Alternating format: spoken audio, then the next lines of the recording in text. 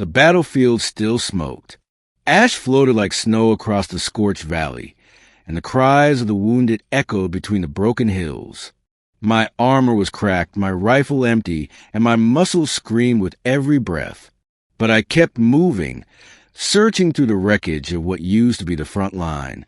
That's when I saw her, half buried beneath a pile of collapsed metal and burned-out crawler units. She wasn't human.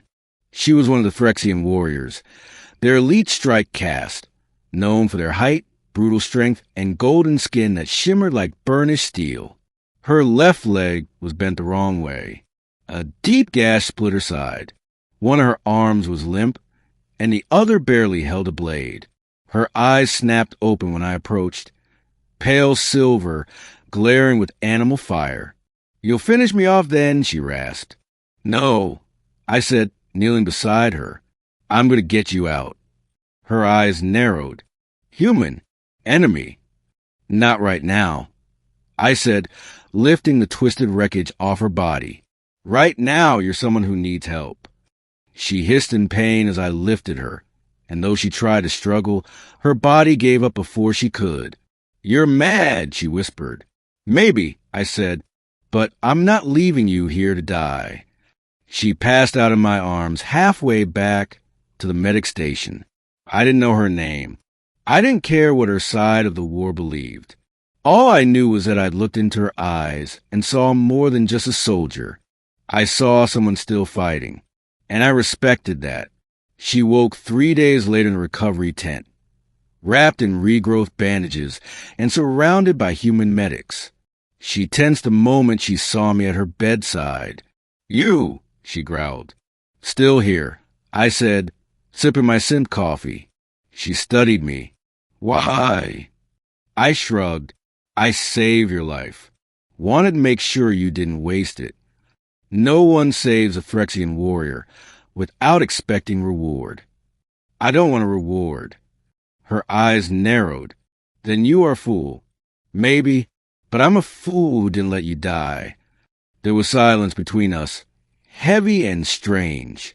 Then she said something that stopped my heart cold. "I declare you my mate." I nearly choked on my coffee. "Wait, what?"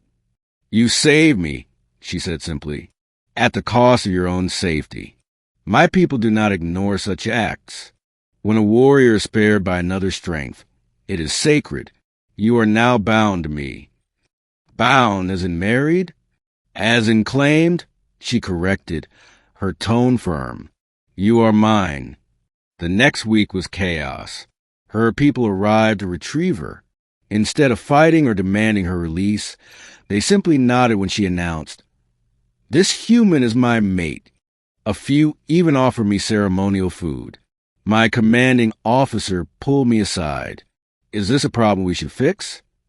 I stared at the alien woman who stood tall despite her wounds, her eyes scanning the horizon like she was ready to march into battle again. "No," I said, "it's not a problem." Her name was Valari. She moved into my unit quarters without asking. She sharpened her weapons beside my bunk. She trained in the yard twice as hard as anyone else, and when humans stared, she only said, "He is my mate. Stare if you wish, but do not challenge." The weird thing was, it wasn't bad. We talked at night about war, about survival, about honor, and what it meant to live when others had fallen. She told me she had never intended to survive that battlefield. "I was ready to die," she said, "but you gave me something disgraceful." "What?" She looked at me with a rare softness. "Hope." One night, as the war finally died down and peace talks resumed, I found her sitting alone beneath the watchtower, staring at the stars. She didn't look like a warrior then. She looked like someone waiting for an answer. I sat beside her. "You still think I'm yours?" I asked. She looked at me. "I know you are." I chuckled.